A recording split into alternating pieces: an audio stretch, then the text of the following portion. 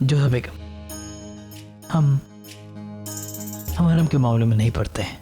हम उनसे जुड़ी कोई भी छोटी बड़ी बात रुकैया बेगम के अख्तियार में है। आप शहंशाह हैं। जो बात आपके लिए छोटी सी है, साधारण सी है, वो एक दास दासी की जीवन और मृत्यु की बात बन सकती है शहंशाह।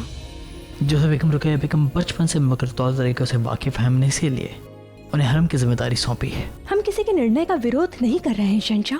हम मानते हैं कि रुकैया बेगम योग्य है और हम भी किसी के बीच में नहीं पड़ना चाहते हैं। परंतु यहाँ पर बात रुकैया बेगम की नहीं है, न्याय की है। और जो कुछ भी हो रहा है वो न्याय और नीति के अनुसार नहीं हो रहा है। रुकैया बेगम को लगता है कि अधिकार प्रेम से बड़ा होता है और हमारे ऐसे संस्कार नहीं है कि हमारी आंखों के सामने अन्याय हो रहा हो और उसे देखकर हम चुप रहें, उसे सह सके। शहंशाह, यहाँ पर बात दो लोगों के जीवन की है, उनके अधिकारों की है, उनकी भावनाओं की है। भले वो एक दास दासी है तो क्या हुआ, वो भी तो आपकी प्रजा का हिस्सा है और उनके प्रति भी आपका कर्तव्य बनता है शहंशाह। मानते हैं कि इन छोटी बातों में आपका हस्तक्षेप करना उचित नहीं है, परंतु ये एक बहुत गंभीर बात है। एक बार और उनकी बात तो सुनिए। वो लोग आपसे बहुत प्रेम करते हैं, आपको अपना मानते हैं और हमेशा आपके बारे में शुभ सोचते हैं। और उनकी समस्या सुनने से किसी के अधिकार में आप हस्तक्षेप नहीं करेंगे, बल्कि अपना कर्तव्य निभाएंगे। बस हमारी आपसे यही विनती है, एक न्याय प्रिय शहंशाह से। आज्ञा दीजिए। प्रणाम।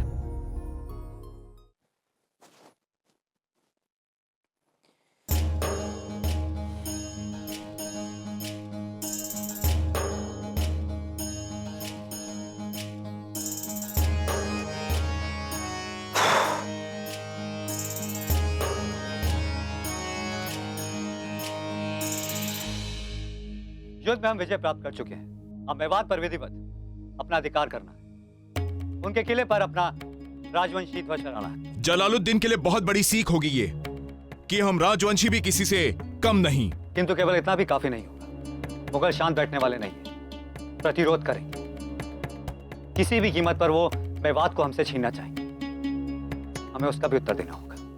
सुजामल सा, युद्ध में जो मुगल सैनिक मारे गए हैं उनका क्या करना है? उसमें जलालुद्दीन के कुछ करीबी रिश्तेदार भी हैं। करना क्या है, जंगल में फेंकवा देते हैं उन्हें। चील, कौवे और सियार खाएंगे उन्हें। नहीं, भले ही वो शत्रु क्यों ना हो, उन्होंने युद्ध में वीरगति को प्राप्त किया है। अपने राजा के लिए वो मौत की बलि चढ़े हैं। उन्हें साथ सम्मान, उनके शवों को आगरा भिजवाया जाए। वाह सुजामल सा, एक आप हैं जो राजवंशी नियमों और संस्कारों को जी रहे हैं, और एक आपके काका सा जिन्होंने राजवंशियों का मान मर्दन कर दिया। अपनी बेटी जोधा का ब्याह करवा दिया मुगलों के घर में। एक राजवंशी होकर युद्ध से डर गए, वो धिक्कार है।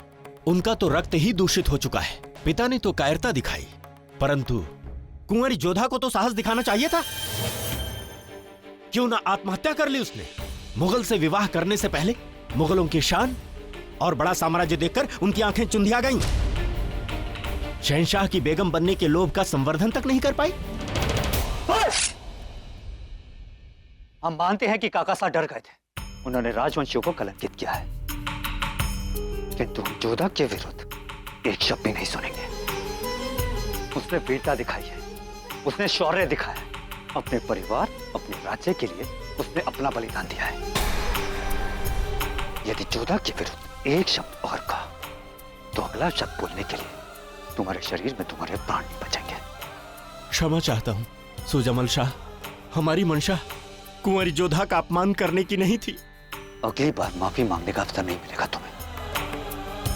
जिस बात का पूर्ण ज्ञात न हो, उस विषय पर बात नहीं करनी चाहिए। स्मरण रहे।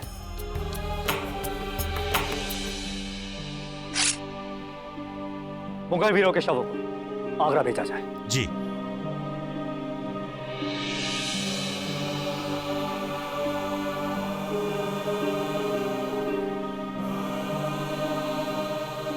क्या सोच रहे हैं सुजामल सा?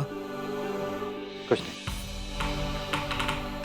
युद्ध में तो हम विजय प्राप्त कर चुके हैं और जैसा कि हमने कहा था, हमें शीघ्र ही आगरा के लिए निकलना होगा। परंतु सुजामल सा, बस अब हमें रोकिएगा मत। अपनी धरती के लिए अपने कर्तव्य निभा रहे हैं। अब एक बहन का भाई होने का कर्तव्य भी निभाना है हमें।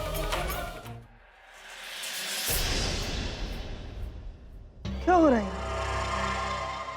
क्या यहाँ इतना अंधेरा क्यों है? कहीं बेगम सोई हुई है। ये सोने का नहीं, जागने का वक्त है। आहिस्ता। उन्होंने कहा है कि जो भी हमारी नींद में करंट डालेगा उसे मौत के घाट उतार देंगे। अच्छा, चलो हम भी देखते हैं कि मौत के घाट कैसे उतारा जाता है।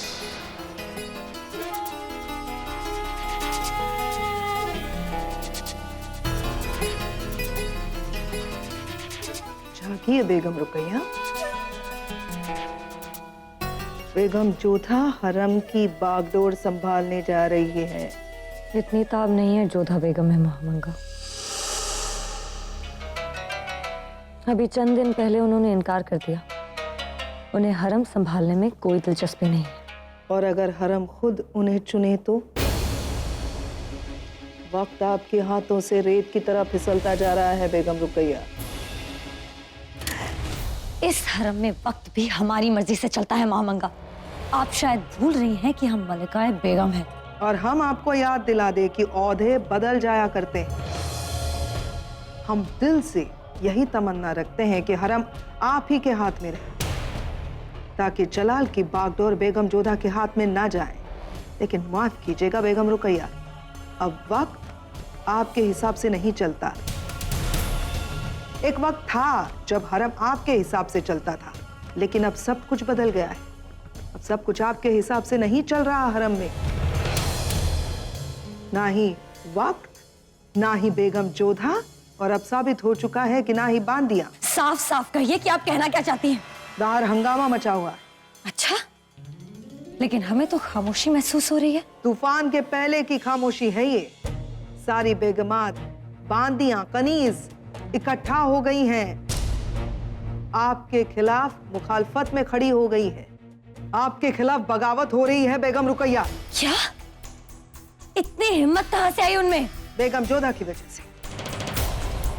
सब मिलके बाहर मसलत कर रहे हैं कि हरम की जिम्मेदारी किसी और के अख्तियार में दे देनी चाहिए।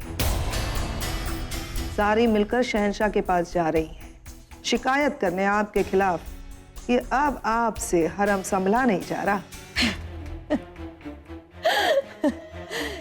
किसी में इतना दम है ही नहीं महामंगा कि हमारे अलावा इस हरम को संभाल सके। और रही बात जोधा बेगम की, तो हमें कोई फिक्र नहीं है। जाने दीजिए उन्हें जलाल के पास, लेकिन ये हरम हमारा ही रहेगा। और जलाल ने अगर उनकी बात मान ली तो?